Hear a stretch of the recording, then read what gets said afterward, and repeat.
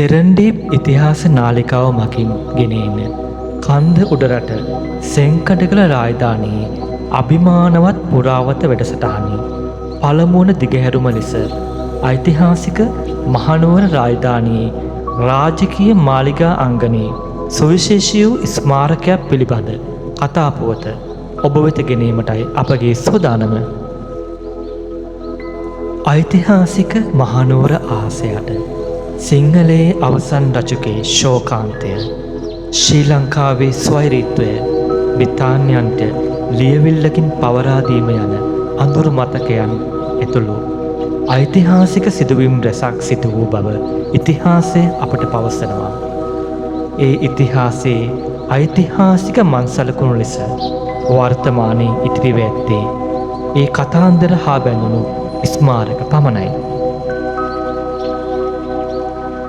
මහනුවර නගරයට සුන්දරත්වයක් එක් කරන මෙරට අවසන් නරේන්ද්‍රයා වූ ශ්‍රී වික්‍රම රාජසිංහ රජුගේ අනුග්‍රහයෙන් හා නියමයෙන් රාජකීය ඉංජිනේරුවා වූ දේවේන්ද්‍ර මුලාචාර්යන් විසින් ඉදිකරන ලද කිරිමුහුද යන අන්වර්ථ නාමයෙන් හඳුන්වන නුවරවැව් ඉවුරේ පැරණි රාජකීය අංගණයේ රුදුමැදුර වූ වත්මන් දළදා මාලිගාව, ප්‍රධාන බිසව වූ වෙංකට රංගම්මාල් බිසවගේ මාලිගය වූ මැදවාසල හා අන්තපුර මාලිගාව වූ පල්ලෙවාසල ආසන්නයේ ධවල වර්ණයෙන් නැගී සිටින සුවිශේෂී වූ ගොඩනැගිල්ලේ පුරාවත පිළිබඳවයි අද මෙම වැඩසටහනින් ඔබ වෙත ගෙනෙන්නේ. මෙරට අවසන් රාජ්‍ය පාලකයා වූ 1798 දී ශ්‍රී වික්‍රම රාජසිංහ නමින් රාජ්‍යත්වයට පත් කන්නසාමි නම් නායක්කාර වංශික ද්‍රවිඩ පාලකයා බොහෝ අයගේ වෛරයට ගැරහීමට ලක්වවත් මහනුවර නගරයට බොහෝ දේ උරුම කර දුන් රාජ්‍ය නායකයෙක්. රාජකීය බුදුමෙදුර වූ වත්මන් දළදා මාලිගා වසල රාජකීය මුළුතැන්ගේ ස්ථාපිතව තිබූ අතර එම ස්ථානයෙන් රාජකීය මුළුතැන්ගේ ඉවත් කර ඉදිකර වර්තමානයේ අපි දකින අලංකාර පත්තිරිප්පුව දළදා මැදුරු ඉදිරිපිට දියාගල සහ බලාකුළු බැම්ම කිරිමුහුද නම් වූ නුවරවැව රාජසභා මණ්ඩපයේ ඇතුළු බොහෝ ස්මාරක රැසක් දේවේන්ද්‍ර මුලාචාර්යන් හරහා අපට උරුම කර දී තිබෙනවා. මේ අතරින් තවත් එක් ස්මාරකයක් වන්නේ අද අපගේ කතා වස්තුව වන බිසවවරුන්ගේ ස්නාන ගෘහය වූ උල්පැන්ගෙයයි. ශ්‍රී වික්‍රම රාජසිංහ රජතුමා තම ආදරණීය බිසවවරුන්ගේ ස්නාන කටයුතු සඳහා මෙම රාජකීය ස්නාන ගෘහය එවත් උල්පැන්ගෙය ඉදිකර තිබෙනවා.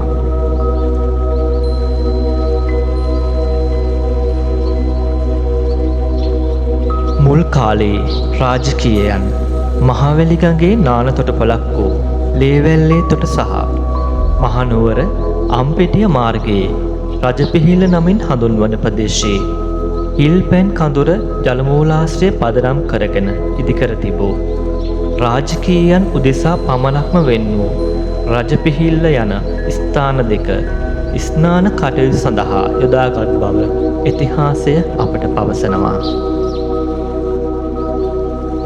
1806 දී ශ්‍රී වික්‍රම රාජසිංහ රජතුමා රාජකීය ඉංජිනේරුවා වූ දේවේන්ද්‍ර මුලාචාර්යන්ගේ සැලැස්මකට අනුව තනිමහල් ගොඩනැගිල්ලක් ලෙස මෙම උල්පැන්ගය ඉදිකරනු ලැබුවා. ඒ තම ආදරණීය බිසවවරුන්ට ආරක්ෂිතව ජල ක්‍රීඩා කිරීම සහ ස්නාන කටයුතු කිරීම සඳහායි. මෙම ගොඩනැගිල්ල ඉදිකළ සමය වන විට කිරිමුහුද හෙවත් නුවර වැව ඉදිවී තිබුණේ නැහැ. වැව ඉදිවීමටත් පෙර එහි තිබුණේ තිගොල්ලවෙල නමින් හැඳින්වූ වගුරු බිමක්. මෙම වගුරු බිමේ වූ ස්වාභාවික උල්පත් ආශ්‍රයෙන් මෙහි වූ තටාකයට ජලය සැපීම හේතුකව මෙම ගොඩනැගිල්ල උල්පැන්ගේ ලෙස නාමාභිෂේකය ලැබුවා. උල්පැන් යනු උල්පත් ජලය යන අරුත ඇති නාමයක්. ශ්‍රී වික්‍රම රාජසිංහ රජතුමා කිරිමුහුද හෙවත් නුවර වැව ඉදිකිරීමෙන් පසු මෙම ගොඩනැගිල්ලට අලංකාර පෙනුමක් එක් වුණා. එක් පැත්තකින් ගොඩබිමටත් අනෙත් පැති තුනෙන් වැවට සම්බන්ධ වීම හේතුකව මහනුවර රාජකීය අංගණයට එක් වූයේ චමත්කාර දසුණක්. මෙම ගොඩනැගිල්ල බිසෝ උල්පැන්ගෙය, නානුමුරගෙය හා මහා උල්පැන්ගේ ලෙසද හඳුන්වා තිබෙනවා. මෙහිදී රජුගේ, බිසෝවරුන්ගේ හා කුමාරවරුන්ගේ නානුමුණ කාර්යයන්ද සිදු වූ බව ඉතිහාසය අපට පවසනවා. එම කාර්යයන් සඳහා මහා දියවඩන නිලමේ, පල්ලෙවාසල දියවඩන නිලමේ, සලුවඩන නිලමේ ඇතුළු නිලධාරීන් පත් කර තිබුණා. එදා විරාජමානව තිබූ පැරණි උල්පැන්ගෙය අද දක්නට නොලැබෙන බව කීවොත් ඔබ පුදුම වෙයි. නමුත් සත්‍ය එයයි. එදා ශ්‍රී වික්‍රම රාජසිංහ රජතුමා ගොඩනැගූ උල්පැන්ගෙය 1815 දී ඉංග්‍රීසීන් විසින් ගිනි තබා විනාශ කරනු ලැබූ බව ඉතිහාසය අපට පවසනවා. එහිදී දැවමේ ඉදිකිරීම් සියල්ල විනාශ වී ගොස් ශෛලමය කොටස් පමණක් ඉතිරි වී තිබෙනවා. 1817 දී ඉංග්‍රීසි ජාතික ලුතිනන් විලියම් ලිටල්ටන් විසින් අඳින ලද පැරණි මහනුවර සිතුවමක එදා නෂ්ටාවශේෂ වී ගරා වැටුණු උල්පැන්ගේ දර්ශනයක්ද සිත්තම් වී තිබෙනවා. එහි ඉතාමත් පැහැදිලිව දක්නට ලැබෙන්නේ ගරා වැටුණු උල්පැන්ගේ පාදම සහ ජල තටාකයත් ගල් කණු කිහිපයක් පමණයි. මෙම සිතුවමේ උල්පැන්ගේ නටබුන් නසල කුඩා මණ්ඩපයක් සිත්තම් වී තිබෙනවා. එය වර්තමානයේ දක්නට නොලැබුණත් එදා මෙහි ස්නාන කටයුතු සඳහා පැමිණි බිසෝවරුන්ගේ ප්‍රයෝජනයට තිබූ මණ්ඩපයක් බවයි උපකල්පනය කළ හැක්කේ. ගරා වැටී නෂ්ටාවශේෂ බවට පත් වූ රාජකීය බිසෝ උල්පැන්ගෙය මේ ආකාරයෙන් වසර කිහිපයක් පැවතුණත් 1825 දී බ්‍රිතාන්‍ය ජාතික විද්වතෙකු වූ ජෝර්ජ් ටර්නර් විසින් ගරාවැටී තිබූ උල්පැන්ගේ නටබුන් පාදාගෙන එහි අත්තිවාරම් මත The United Service Library නම් පුස්තකාල ගොඩනැගිල්ලක් ඉදිකරනු ලැබුවා. මෙම ජෝර්ජ් ටර්නර් මහතා මහා වංශයේ කොටස් ඉංග්‍රීසි භාෂාවට පරිවර්තනය කරනු ලැබූ විද්වතෙක්. මෙම පුස්තකාලය ස්ථාපිත කිරීමේ ඔහුගේ අරමුණ වූයේ ඉංග්‍රීසි ජාතික ඉහළ නිලධාරීන්ගේ හා යුද හමුදා නිලධාරීන්ගේ දැනුම වර්ධනය කිරීමයි.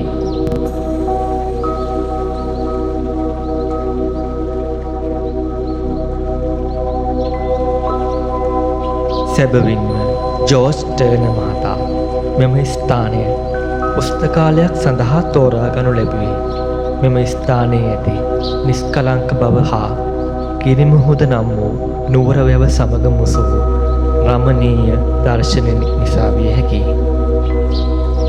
වර්තමානයේ වුවත් කිරිමුහුද හරහා හමායන සීතල සුළඟත් ඒ සුළඟ ජල පෘෂ්ඨයේ වැදී මවන ජල රැලි හා මත්ස්‍ය රංචු පරිසරයට එක් කරන්නේ චමත්කාර දසුණක්. අත්තිවාරම ජල තටාකය හා කණු කිහිපයක් පමණක් ඉතිරිව තිබූ උල්පැන්ගෙය වර්තමානයේ අපි දකින ගොඩනැගිලි ව්‍යුහය දක්වා පරිවර්තනය වීම 1825 වර්ෂයේ සිට සිදු වුණා. ශ්‍රී වික්‍රම රාජසිංහ රජ සමයේ වූ ගොඩනැගිල්ල තනි මහල් කණු සහිත විවෘත දර්ශනයක් ඇති ගොඩනැගිල්ලක්ව පැවතියත් බ්‍රිතාන්‍යයන් විසින් නව කණු බඳවා බිත්තිමගින් ආවරණය කර ජනෙල් හා දොරවල් සහිත දෙමහල් ගොඩනැගිල්ලක් බවට පරිවර්තනය කර ලැබුවා. බිසෝ උල්පැන්ගෙයි ජල තටාකය ගල් සහ පස් දමා වසා දැමූ බ්‍රිතාන්‍යයෙන් මහල් දෙකම ප්‍රයෝජනයට ගනු ලැබුවා. එදා පැරණි උල්පැන්ගේ අනන්‍යතාවය සම්පූර්ණයෙන්ම වියැකී යාම මේ නිසා සිදු වී තිබෙනවා. බ්‍රිතාන්‍ය සමයේ නිර්මාණය වූ පැරණි චිත්‍ර සහ පසුකාලීන ඡායාරූප වලින් ගම්‍ය වන්නේ එදා මෙම ගොඩනැගිල්ල මහනුවර පැරණි නගරයට චමත්කාර දසුනක් එක් කළ බවයි.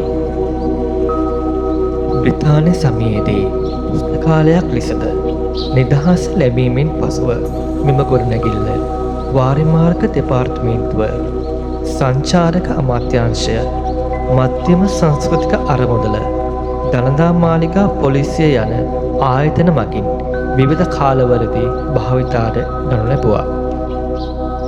1983 වර්ෂය මෙම ගොඩනැගිල්ලට විශේෂ වර්ෂයක් බවට පත් වුණා. මෙතෙක් කල ජාතියෙන් වියකී සැඟවී තිබූ පැරණි රාජකීය ජල තටාකය 1983 වර්ෂයේ මධ්‍යම සංස්කෘතික අරමුදල මගින් සිදු කළ පර්යේෂණවලදී නැවත මතු කර ගැනීමට හැකියාව ලැබුණා.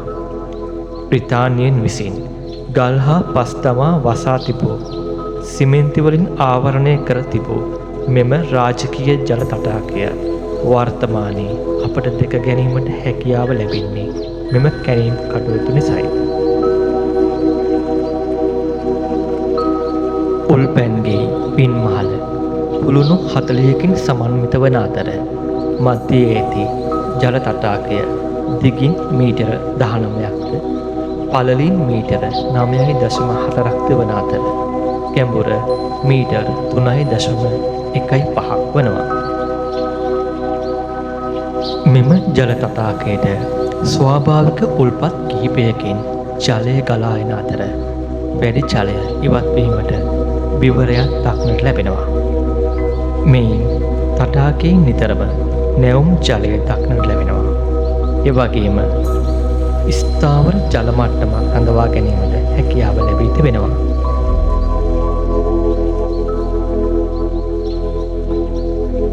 පහත මාලේ ශ්‍රී වික්‍රම රාජසිංහ සමයට අයත් ගොඩනැගිල්ලේ ඉතිරි වූ පැරණි ශෛලමය කුළුණු කීපය වර්තමානයේ දකින්නට පුළුවන්.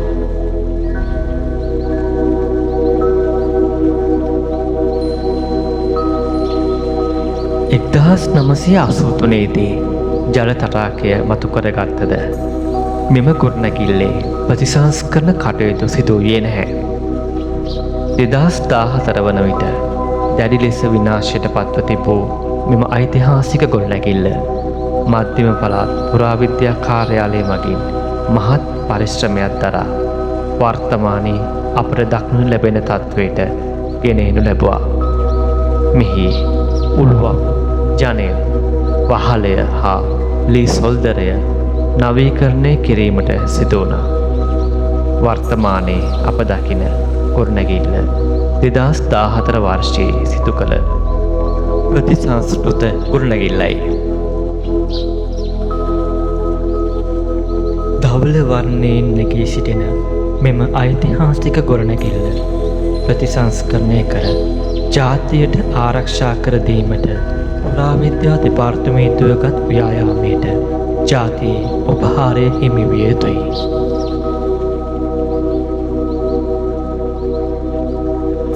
මෙම ගොඩනැගිල්ලේ ඉහළ මාලයට ප්‍රවිෂ්ඨ වීම සඳහා අර්ධ වෘත්තාකාර පේගැට පෙළක් දක්නට ලැබෙනවා. මෙම ව්‍යුහය බ්‍රිතාන්‍ය සමයේදී විමහල් ගොඩනැගිල්ලක් ලෙස පරිවර්තනය වූ සමයේදී එක් වූ නව අංගයක්.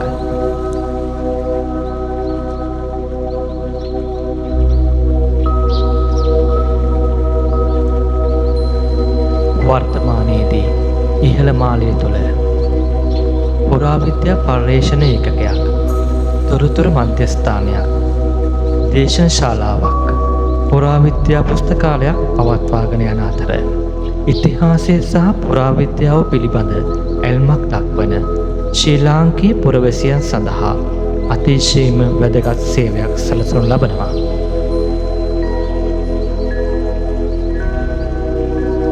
රමණීය පරිසරයක ස්ථාපිත මහනුවර ඓතිහාසික සෙංකඩගල රාජධානියේ අතීත පුරාවෘත්තයක් සංගවාගෙන 2026 වන විට වසර 220ක කාලයක් යුග කිහිපයක් හරහා විනාශයන් වෙනස්කම් හා ප්‍රතිසංස්කරණ වලට බඳුන් වෙමින් වර්තමානයේ දක්වා විරාජමානව සිටින රාජකීය උල්පැන්ගය මහනුවර ඓතිහාසික වෘත්තාන්තයේ තවත් එක් මං සලකුණක්. මෙම වැඩසටහන නරඹන ඔබ ඊළඟ පාර මහනුවර ගිය වෙලාවක වැවරවුමේ යන විට මෙම ගොඩනැගිල්ල දෙස නිකම්ම බලාගෙන යන්නට එපා. එදා බිසෝවරු දිය කෙලියේ හැටිත් පස්සේ කාලෙක සුදු ජාතිකයෝ මෙතන ඉඳන් පොත් කියවපු හැටිත් පොඩ්ඩක් සිතින් මවාගෙන බලන්න. අතීතය හරිම ලස්සනයි. ඒ අතීත මිහිරියාව විඳගන්න ශ්‍රී ලාංකේය පුරවැසියන් හට සෙරන්ඩිප් ඉතිහාස නාලිකාව ඉතාමත් ගෞරවයෙන් යුතුව ඇරයුම් කර සිටිනවා.